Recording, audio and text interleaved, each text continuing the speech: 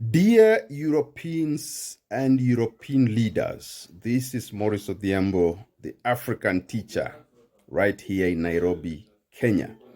As you struggle to save Greenland, I want to remind you how you rejected international law. When you backed the kicking out of Saddam Hussein, leading to the deaths of 2 million Iraqis, you rejected international law. When you presided over the killing of Muammar Gaddafi, destroyed Libya for the sake of its oil, you rejected international law.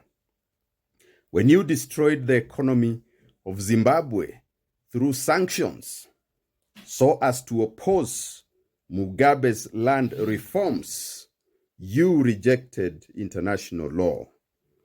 When you celebrated the destruction of Cuba through sanctions and blockades and economic strangulation, you rejected international law. When you accepted military attacks against Nigeria through the fake narrative of Christian genocide, you rejected international law. When you continued to colonize African countries through the CFA franc and continued to plunder their resources and continued to make their people poor, you rejected international law. When you cheered the killing of 100,000 Palestinians for 2 years, you rejected international law. When you continued to occupy other people's lands in the Chagos Archipelago and established a military base on Diego Garcia, you rejected international law.